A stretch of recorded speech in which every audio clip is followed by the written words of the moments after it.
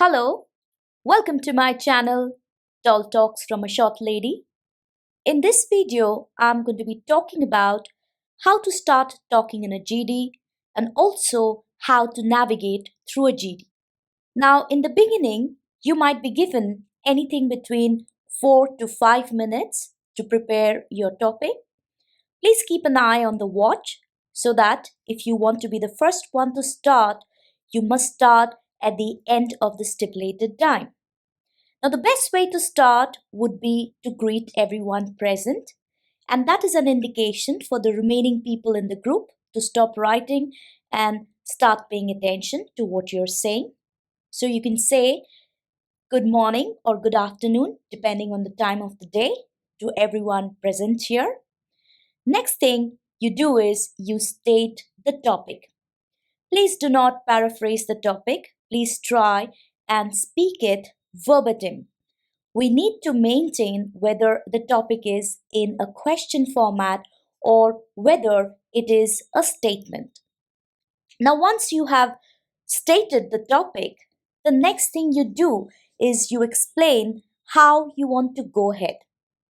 So, if I take the example of a topic which says that blended learning beats traditional classroom teaching. Now you can start and give a little bit background in one or two sentences by saying that due to COVID, we understand that online teaching is here to stay. But online teaching cannot suffice for practical sessions where we need hands on experience. So today, we have come up with a blended mode of teaching, and the topic says that the blended mode of teaching will take over traditional classroom teaching. So, as I see it, there are a lot of positive points about blended teaching, but there are also a lot of drawbacks. We would first like to talk about the positive points, then we would like to move to the negative points of blended teaching. We would like to compare it with traditional classroom teaching, and then we will be in a position to come down to some sort of a conclusion. Next, what you do is you request other participants to keep to a decided pattern. If you say that you're going to start with the positive points of blended learning, request everybody in the group first to talk about the positive points. In case you do not make this clear in the beginning, suppose you state a positive point, the next person to speak might talk about a drawback or a negative of blended learning. In that case, it will become like a crossfire and it will become difficult to come down to some sort of a conclusion. Moving on to the next thing, starting a GD is high risk, high gain policy. If you're the first one to start and you start well, you already are in the limelight and the panel already notices you. But some of us are very competitive in nature, but at times we might not be well prepared with our points. So we start a GD and then we end up speaking nonsense or points which do not really pertain to the topic. In that case, you have dug your grave because right in the beginning, you're proving to the panel that you speak without thinking and there is not much of a connection between your tongue and your brain. Hence, I call it a high risk, high gain strategy. Only the people who are very confident about their topic, about their points, please go ahead and start the GD. Now, do not be worried if you're not the first speaker. There can only be one person who will start the GD, but you need not worry as sometime or the other you will get a chance to speak in the GD and impress the panel. Next thing is, do not take a stand at the beginning as it is not a debate. I hear a lot of speakers, the very first statement they make in a GD is, in my opinion, blended learning is better than traditional classroom learning. Now, you cannot take a stand in the beginning as it is not a debate. In fact, if you take a stand in the beginning, you put across the point to the panel that you're already a biased person and you're not willing to look at the other side of the picture. You must take a stand in a group discussion, but the stand comes at the end after you have looked at a topic from 360-degree angle. So, moving on to the next thing. Here I'm going to be talking about what are the things you do during the GD. Speak at least 2 or 3 times during the GD. I suppose you have started speaking and in your list you have 3 or 4 very strong points. Please do not go ahead and try to read out all the points in one turn. Talk about one point and let the GD roll, let it go to someone else. And I'm sure during the course of the GD, it'll come back to you. You will get a turn to speak about your second or your third point. So, at any given point of time, please make one point and allow others to put forward their points too.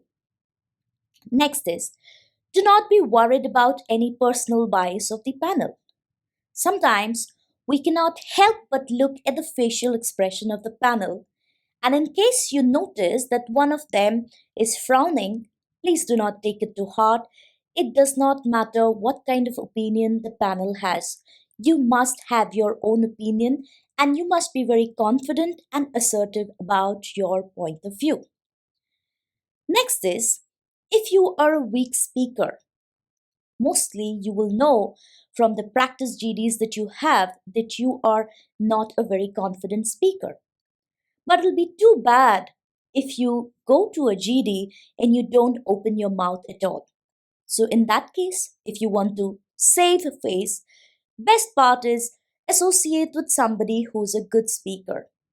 Take up his or her point, elaborate a little bit on it, and maybe give an example. That way, at least you speak once during the entire GD. Next point, do not think that the person who speaks the most is the most successful. I have students coming back to me, very vocal ones, saying that, ma'am, I spoke 5, 6 times during the GD and yet I did not get selected. So, here, what we need to understand is that in a GD, quality matters over quantity. So, it does not matter how many times you speak or for what length. What matters is the strength of your points. Next, keep your examples short and sweet.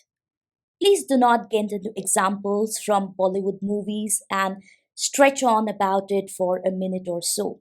You're not only wasting your time, but everybody else's time in the group, and hence we need to keep it short and sweet. Next is, it is not critical to have a great command over English. I see a lot of my students who come from vernacular background hesitating to speak in a GD. But that is not how it should be because companies are not coming to hire you because of your fancy English.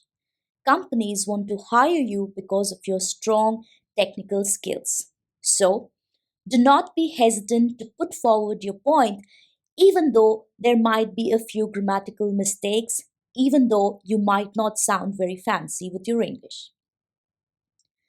Next is I'm going to talk about how you navigate through the GD successfully. Now, a person can have only maybe 4, 5, 6 points. Now, if somebody has already made your point, do not go ahead and repeat it. What you do is you say that the point he made is actually the same point that I have noted down. However, since he has already spoken about it, what I'm going to do is I'm going to give you an example on the same point. So if you say something like this, the panel becomes aware of the fact that even you had thought about the same original point.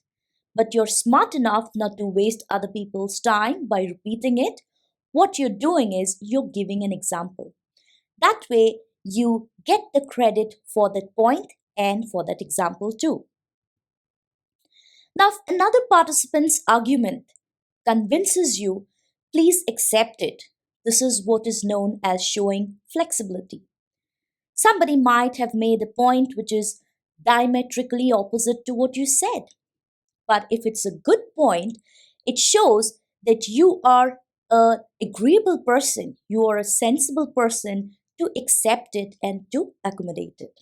So go ahead, praise it as a good point and accept it.